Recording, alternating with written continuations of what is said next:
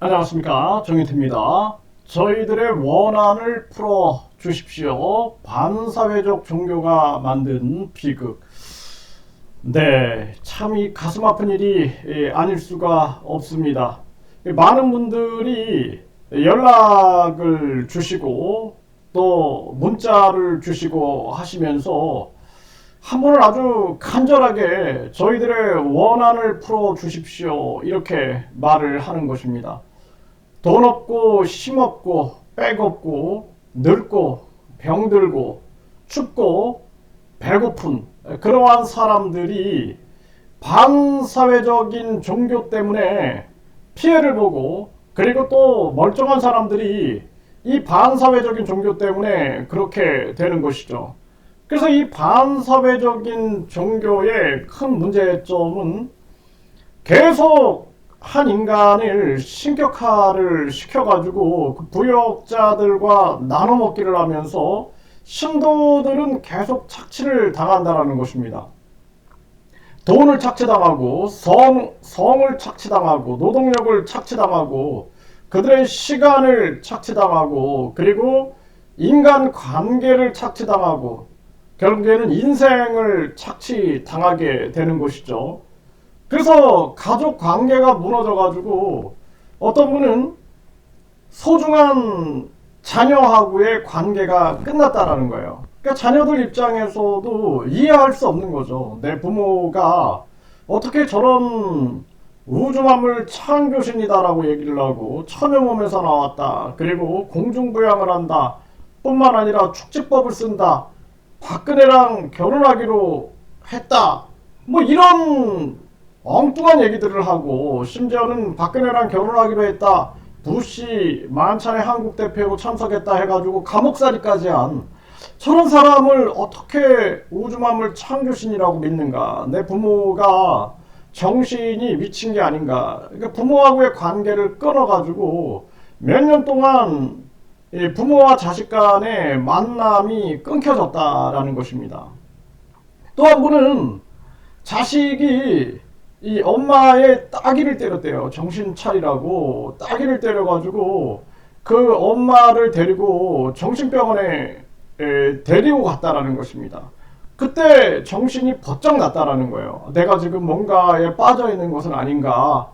내가 어쩌다 이렇게 됐는가? 그래가지고 정신을 차린 그러한 분도 계시다라는 것입니다. 이 가장 슬픈 거는 이 가족 관계가 무너지는 거예요. 부모와 자식, 그리고 부부 관계. 그래서 어떤 분은 남편이 심지어는 집을 나갔다라는 거죠. 집을 나가가지고 그 남편을 찾아 헤매다가 남편을 길거리에서 만났는데 남편이 도망가는 모습을 보면서 정말 억장이 무너져 내렸다. 이렇게 부부 관계가 무너지고 부모와 자식 간의 관계가 무너지고 사회에서도 무너지게 되겠죠. 당연히 사회 속에서도 관계가 무너질 수밖에 없는 것이죠.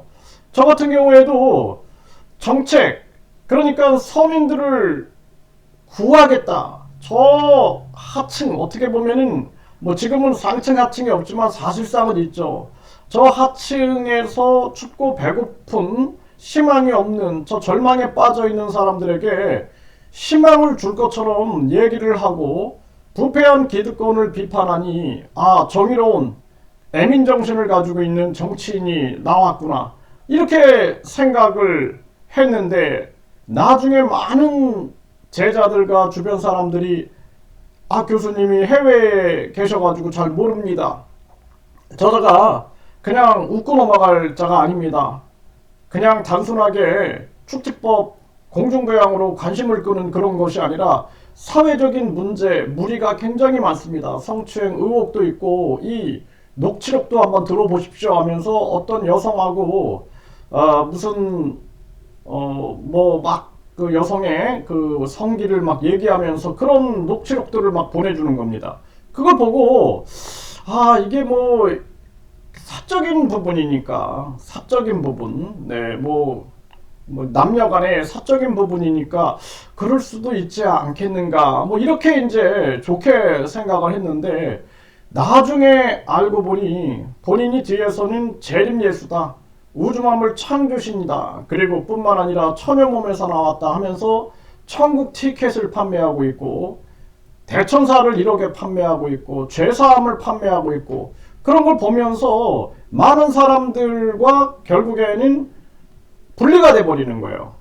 일반 사회에서는 광신도 맹신도라고 그냥 생각을 하는 겁니다. 그러니까 전혀 종교가 아니다라고 얘기를 해가지고 많은 사람들이 종교는 아니다, 뭔가 이 종교를 비판하면서 종교를 개혁하려고 하나보다 했더니 나중에 알고 보니 그게 아니라 도리어 최고의 종교 장사꾼 역할을 한 거죠. 그래서 어떤 분 같은 경우에는 자식이 잘 되라고 많은 돈을 뭐 대통령 대리가 돼서 자식한테 승계가 된다, 그런 얘기까지 해가지고 그런 대통령 대리 이 구자도 계속 입금을 하고 뿐만 아니라 무슨 건축 헌금 뭐 이런 것들도 내고 뿐만 아니라 이 뭐 백궁 명패다 뿐만 아니라 또 무슨 축복이다 뭐 이렇게 해가지고 많은 돈을 갖다 낸 거죠. 근데 어느 순간부터 뭔가 이상하다라는 생각을 하게 되는 것이죠. 그래서 이게 아니구나, 무슨 소원석이라는 돌멩이를 갖다 놓고 거기에다가 이것이 무슨 외계에서 왔고 이건 아닌데 그러면서 그 사람의 삶이 뭐 고급 차량을 타고 다니고 여성 문제들이 터지고 뭐 이러니 거기서 이제 현타가 와가지고 이미 이제 그때는 너무나 늦어버리고 그리고 본인은 돈 없고 힘 없고 백 없고 늙고 병들어 버려가지고 여기 이제 저항을 할 수가 없는 그러한 지경이 돼버리는 것이죠. 이런 자가 또다시 많은 사람들이 저항할 수 없게끔 대통령 선거에 나오고 국회의원 선거에 나오고 하니 많은 사람들이 이제 두려움을 갖게 되는 것입니다. 국회의원 선거에 나오고 대통령 선거에 나오고 하니까 저런 자한테 누가 대들 수 있겠는가, 이러면서 많은 사람들이 또 절망하게 되는 것이죠. 이번에도 썩지 않는 우유 문제와 더불어서 성추행 의혹 문제가 불거지고 또다시 국회의원에 출마하겠다, 또 비례대표 국회의원 출마자들을 공모한다, 이런 얘기들을 하고 있는 것이죠. 그래서 또 과거의 총선에서는 국회의원 출마에 대한 강요 의혹이 제기가 되고 있습니다. 우주만물 창조신의 명령, 우주만물 창조신이 당선될 수 있을 것처럼 발언을 하니 어쩔 수 없이 출마했던 그러한 사람들의 증언들이 나오고 있는 것이죠. 이런 의혹들도 철저하게 규명하고 밝혀야 할 순간이 왔다, 저는 그렇게 보고 있습니다. 그래서 많은 분들이, 어떤 분은 요즘에 하루에 4시간만 자고 일을 하고 있다라는 거예요. 죽을 만큼 힘들다, 너무 힘들다, 너무 괴롭다 삶이, 그러면서도 하루하루 버티며 살아가는 사람들도 많습니다. 그래서 우리 사회가 이 반사회적인 종교 문제에 대해서 저걸 믿은 사람이 바보지 이렇게 치부하는 경향이 되게 많아요. 그런데 사람이라는 것은 완전한 존재가 아닙니다.